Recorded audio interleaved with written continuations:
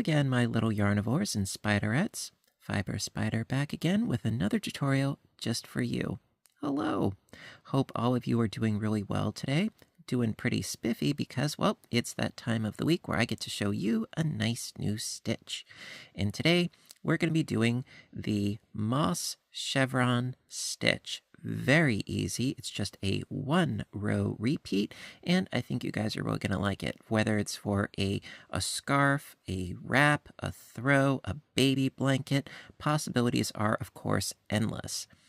Now, for today's example, I decided to use Red Heart Super Saver Bitty Stripes. Not sponsored, but I always like to let you know what it is that I use in case you want to duplicate the results.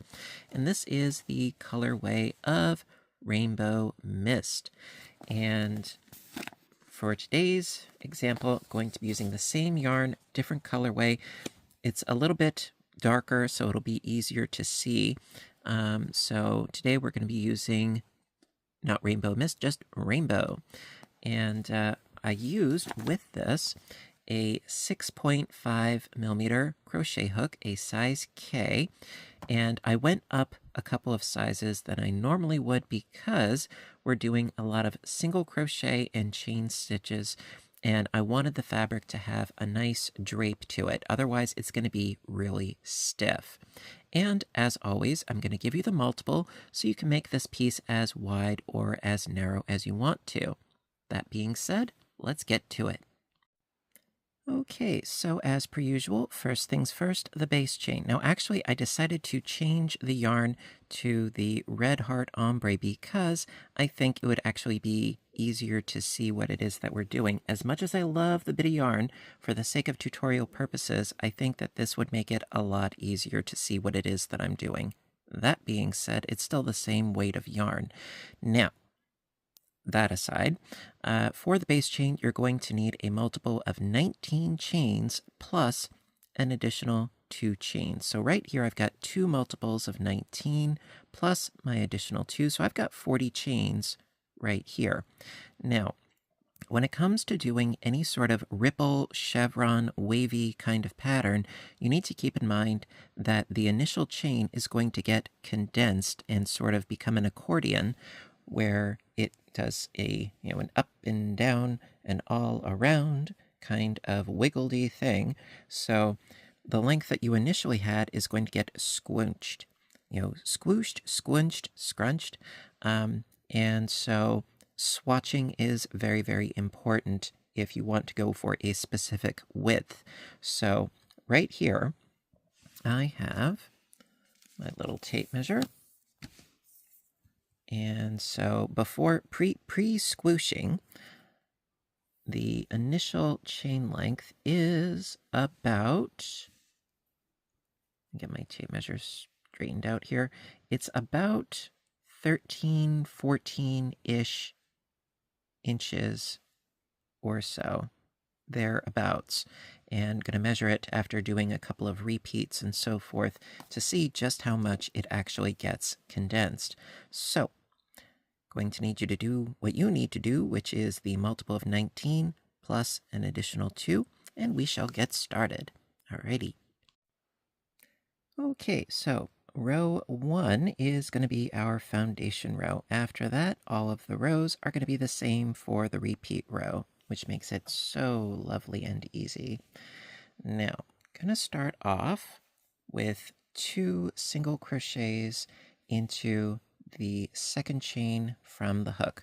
We're going to be beginning our rows and finishing our rows with 2. So into that second chain from the hook, 2 single crochets.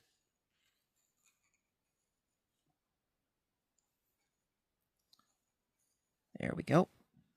Chain 1, skip a chain, single into the next. Chain 1, skip a chain, single into the next. Chain 1, skip a chain, single into the next. Chain 1, skip a chain, single into the next. And so right now we've got 1, 2, 3, 4, and I consider this to be 5. You know, yes, there are 2 stitches here, but when I do the counting, it'll make more sense as we go. But when I do the counting, I think of this pairing as 1. So 1, 2, 3, 4, 5 singles separated by chain 1 spaces. And this is the top peak, and we're approaching a valley right now. So skipping 2 chains at the base of the valley, skip 2 chains, single into the next. No chains in between. Skip those 2, single into the next, like so. And that's going to count as our first. We need 4 more going up to the peak. So we've got 1, chain 1, skip a chain, single into the next. That makes 2. Chain 1, skip a chain, single into the next. That makes 3. Chain 1, skip a chain, single into the next. That makes 4. Chain 1, skip a chain, single into the next. And this is the top of the peak. So 1, 2, 3, 4, and 5. Now, yes, it can be a little bit tricky to see. Initially, what you may want to do is put a stitch marker or a little bit of yarn into this space down here, make it a little bit easier to see. And also, the other advantage of using a larger hook size is that it does make it easier to see where your chain spaces are. So we're at the top of the peak here, and chain 2, and into the same stitch, single crochet, and that's going to count as our first one on our way down for the 5. So we've got 1, chain 1, skip a chain, single into the next. That makes 2. Chain 1, skip a chain, single into the next. That makes 3. Chain 1, skip a chain, single into the next. That makes 4. Chain 1, skip a chain, single into the next. So that should be 5 if I'm not delusional.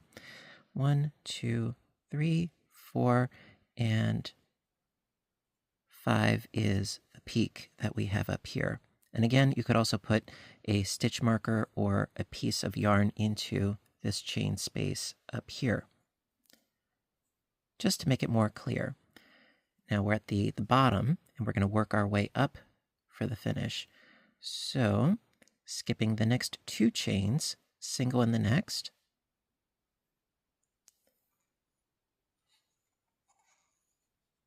Chain 1, skip a chain, single in the next. Chain 1, skip a chain, single in the next. Chain 1, skip a chain, single in the next. Chain 1, skip a chain, and into the last chain, 2 single crochets. We started with 2, we need to finish with 2 because these edges are going to be peaks, so we need that increase. So 2 singles into that last chain. And it's not readily apparent just yet, but you can see where it is headed as far as the waviness, chevron-ishness is headed. That being said, let's get down with the repeat. Alrighty. Okay, so row 2, which is the repeat for the rest of the entire project, but you know me, I'm going to do several repeats because I like spending time with you guys. So, that being said, start off by chaining up 1 and turn the work into the very first stitch, 2 single crochets, because we have our peak there, and then going to work our way down towards the valley. So chain 1, skip the single crochet, and into the chain space, single crochet. Chain 1, into the next chain space, single crochet. Chain 1, into the next space, single crochet. Chain 1, and into the next space. Sometimes it can be a little bit fiddly, but if you just maneuver your stitches a little bit, it makes it easier. So into that next space, single crochet. So I should have 5 if I'm not mistaken. 1, 2, 3, 4, and even though this is 2 together, I consider that to be 5. Okay, so we got our 5.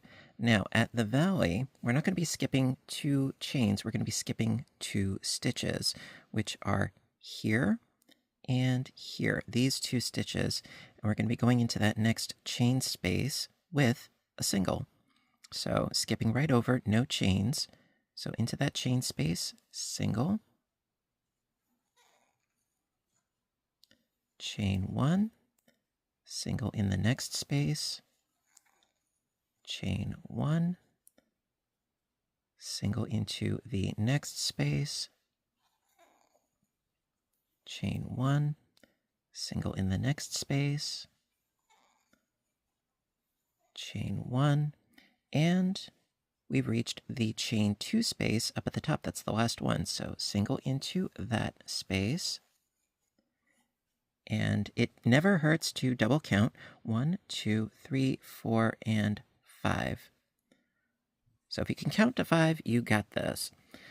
And then since we're at the peak, chain 2, single into that same stitch, chain 1, and single into the next space, and so forth until we have 5. So I've got 2, chain 1, single in the space, that makes 3, chain 1, single into the chain space, that makes 4, chain 1, single into the next space, and that makes 5. Skip the next 2 single crochets into the chain space, single crochet, chain 1, single in the next space, that makes 2, chain 1, single in the next space, that makes 3, chain 1, single in the next space, chain 1, and then we've got 2 single crochets at the very end here. Skip that first one in the last single crochet stitch, 2 single crochets.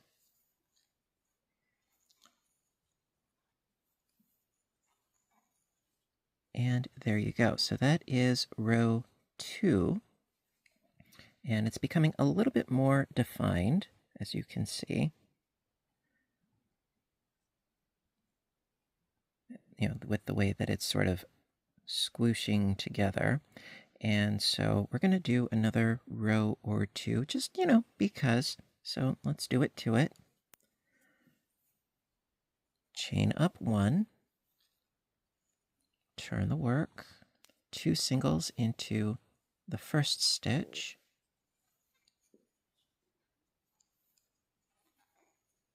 chain 1, single into the next space,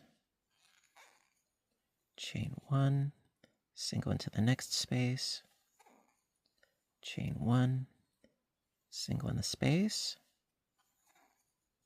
chain 1, and single into the next space. 1, 2, 3, 4, and 5. Perfect. Skipping the next 2 stitches, single in the next space. Almost had it. There we go. Chain 1, single in the next space, chain 1, single in the space, chain 1, single in the space, chain 1, and we've reached the peak once again. So into that chain 2 space, single, chain 2, and single into that same space. Chain 1, single into the next space, chain 1, single in the next space, chain 1 in the next space, chain 1 into the next space. We've reached the base. Skip those 2 single crochets at the base, going into the next chain space with a single, chain 1, single in the next space, chain 1, single in the next space, chain 1, single in the next space, chain 1, skipping the first single, working into the second with 2 single crochets. And actually, what I think I'm going to do is I'm going to change the color of yarn altogether for the next row so that it'll be even easier to see, because yes, this is a slow changing ombre, and as gorgeous as it is, it's not really doing us a lot of favors. I know, I admit it.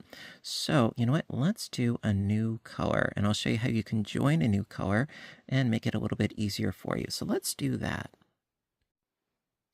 Okay, so when you reach the end of the row and you're doing your 2 singles, I just popped that last one out, and I have 1 single in there. Going to do the second one, pull up the yarn, and then grabbing my new color of yarn, this is also Red Heart Ombre, going to pull the yarn through those 2 remaining loops with my new yarn, cinch the old color a little bit taut, and we can continue on with the new color. So chain up 1, turn the work, and then into that first stitch, 2 singles,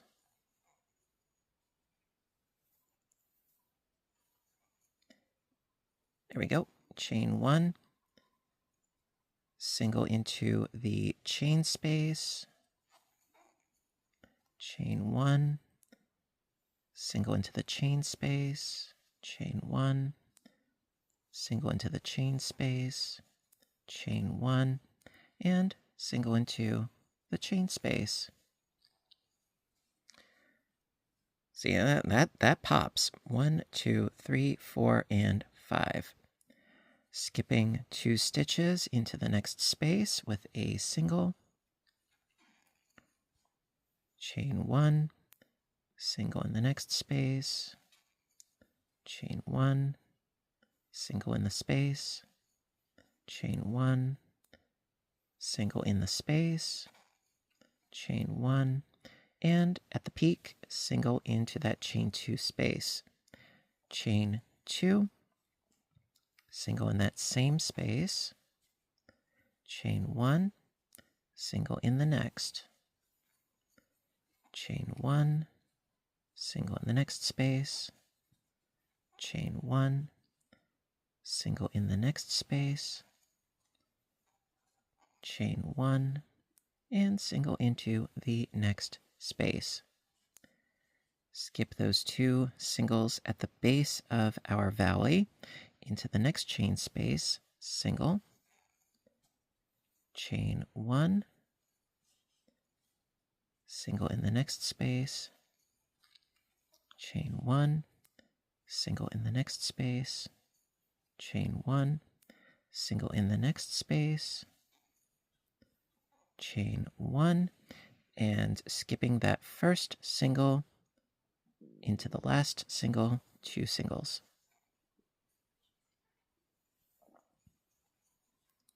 And there you go. And you know what? To really, really, really exemplify the color change, let's go back to the purple, I think, so you can really see everything pop. Okay, let's do that. Okay, so I'm just going to take out my last single. Still got one in there. And going to start over by pulling up a loop and then grabbing my purple yarn. Going to pull through those 2 loops, pull the red one, chain up 1, turn the work, and we shall continue. So 2 singles into that first stitch, chain 1, there we go, single into the first space, chain 1, single into the next space, chain 1, single in the next space, chain 1, single in the next space. So 1, 2, 3, 4, and 5. Skipping these 2 singles at the bottom here, going into the next space over here. So skip, skip into the space with a single, chain 1, single in the next space, chain 1, single in the next space, chain 1, single in the next space, chain 1, and into the peak, that chain 2 space, single, chain 2, and single. Chain 1, single into the space, chain 1, single into the space, chain 1, single into the space, chain 1, single into the space.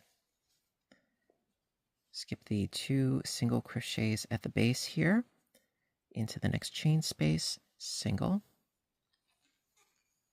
chain 1, single in the space, chain 1, single into the space, chain 1, single into that last space, chain 1, skip that first single into the last single, 2 single crochets, so that you maintain your increase. And there you go. So, and I didn't actually cut my yarn, I just looped it around the back of it so that I could use this for something else. But now you can see a little bit more clearly just how this looks and how this works up. And as far as the groupings, as I say, groupings of 5, even though this is 2 right here, you know, it's 1, 2, 3, 4, 5 on the way down, 1, 2, 3, 4, 5 on the way up, 1, 2, 3, 4, 5 on the way down, 1, 2, 3, 4, 5 on the way up. And yeah, the purple, it's starting to get a little bit darker right there. It's very, very pretty. And so yeah, I mean, this could be an incredible stash buster as well, if that is what you're going for. Just be sure that you're using all the same weight of yarn and the fiber content. Otherwise, it will create perhaps some problems regarding washing and drying. Now, what we were going on about before, about how it gets squooshed together, this will become even more condensed and more fixed as far as the width goes as we keep going. But right now, let's see what we got. We started off with, I think it was like 13, 14 inches initially with the chain length. Right here, it is down to about 9 inches. That is a lot of shrinkage due to the condensing of our stitches. You know, perhaps 9, I want to say about 9-ish inches, which, you know, we lost about 5 inches just from doing a couple of rows. And this will become, like I said, a little bit more rigid as we keep going. But that gives you a ballpark idea. So for each one of our multiples, it's approximately 4.5 or so inches. So for me, if I wanted to create a certain width, I would be like, okay, 4.5 inches. How many inches do I want? Say, like a 40-inch wide blanket. Well, I would need roughly about 10 multiples, give or take, in order to reach my desired width. So that's why I always stress swatching is important. I can't stress that enough. It'll save you a lot of time in the long run. Well, there you go. Just keep repeating that row over and over and over again until your piece is the desired length. Whew, that was a mouthful. Alrighty, my dears. So that's going to conclude today's tutorial on the moss stitch chevron. I really hope that you liked it, and if you did, please give a little thumbs up button down below because you know that I appreciate your appreciation in spite of some, technical difficulties regarding what sort of yarn colorway I was to use. Now, the trouble that I was having is not necessarily the trouble that you're going to have. I wanted the stitches to be visible. Once you have the mechanics down, go crazy with the different kinds of yarns. It's a lot of fun, how the colors play with each other. Once you have the mechanics down, I could have used this yarn here, but I'm afraid that it would have been too busy, a little too dark actually, for you to see it properly, and that kind of defeats my purpose. So I hope that I made up for it with the 2 different colors of the Red Heart Ombre, which was, I want to say, Orchid or Violet and Anemone, if I'm not mistaken. It's been a while since I've had the bands on those. At any rate, enough of my yammering. I want to hear from you in the comments section. What sorts of projects are you going to make? What sorts of yarns? What sorts of colorways? Always interested in hearing from you guys about your creative process and, what makes you guys tick. Yeah. So, as always, I want to thank you again for joining me. And you know what to do until next time, right? I want all of you to stay inspired, stay caffeinated, stay stitching, and please stay safe. Take care of yourselves and each other, and I will see you in my next video. Bye for now, everybody, and have a great day.